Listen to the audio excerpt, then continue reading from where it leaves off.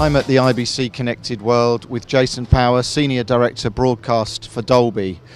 Jason, Dolby have done a lot to enhance the multi-screen experience in terms of audio. Perhaps you could just tell us a little about what you've been up to.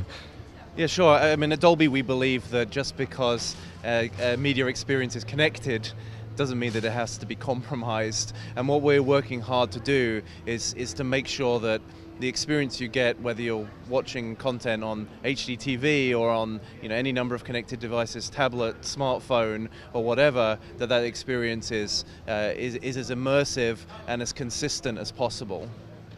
So Dolby Digital Plus is the technology we recognise as achieving this. Can you tell us a little bit more about how that works?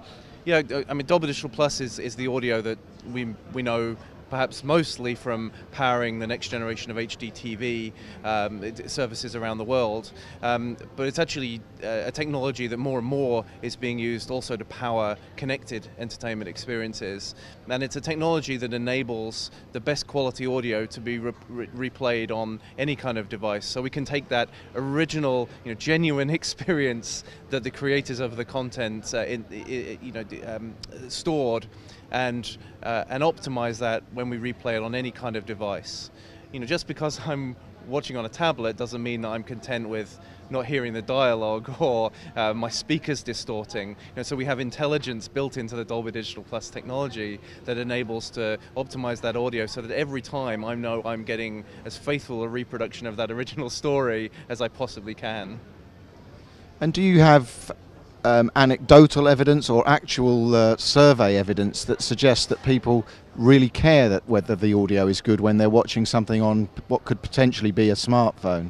Yeah, I mean, I think what we've seen is the transition, happening in the industry from really services being obsessed with just delivering something to the consumer and getting it into the hands of the consumer, with really delivering something that's compelling. I mean, I think if you do just look in the last few days, for Amazon, for example, announcing the new Kindle Fire HD and a big focus on audio there and their inclusion of Dolby Digital Plus and dual quality speakers, really showing that, the audio performance of these devices are becoming increasingly important in an increasingly competitive landscape. And are you seeing any regional variation in that, or is this a fairly global phenomenon? I think there's a lot of focus in the US around ultraviolet at the moment. We've been making announcements here at the show with partner vendors like Digital Rapids and Elemental about their inclusion of Dolby Digital Plus in their encoding tools. Very much, try to serve that market of kind of delivering a Blu-ray-like experience to people with Blu-ray players and other kind of ultraviolet devices. In Europe, as well as the interest in ultraviolet, we're seeing a lot of interest around HBB TV. We've got our first demonstration at the show of a Samsung TV with a regular hybrid broadband TV clients, again working with Dolby Digital Plus content, levering that Dolby Digital Plus decoder that's already in the Samsung TV for terrestrial services and leveraging that to also deliver a fantastic quality hybrid service over the top too. So I think we are seeing some similarities, but also some differences in the markets. And what, holding your crystal ball, where do you think this market's going? I mean, there's been a lot of talk about connected TV as a phenomenon. There's been a lot of talk about just multi-screen generally. Are we rapidly approaching this as a reality, do you think?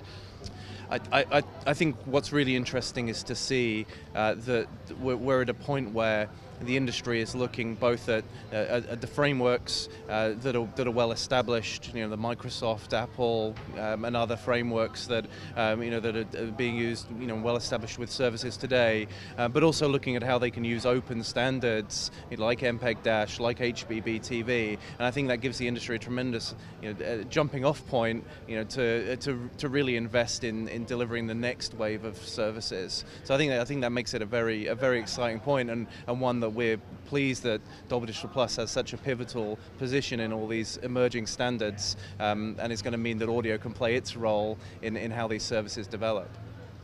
And it seems to me evident that you're doing this with the cooperation of a large number of partners.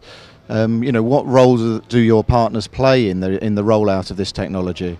I mean, our philosophy at Dolby is always to look right the way through the chain. It's no good just innovating on one little part. If you want to make a big difference in the end experience of this consumer, I think you have to clear the path for great audio or great video to flow all the way through the chain. And the approach we're taking in this connected world is very similar to the one that we've done in the broadcast world, which is to work very closely with partners, looking at how we can integrate good audio handling into all of their workflow tools. Whether that's helping them with encoding, helping them figure out how to include Dolby Digital Plus in these new wrappers, like MPEG Dash or HBB TV or smooth streaming or whatever. But partnering with them to help figure out the ecosystem challenges and together form a solution that ultimately is going to mean for the service operator a smooth path to adoption. We'll solve the problems so they don't have to. Perfect. Thank you very much indeed for your time.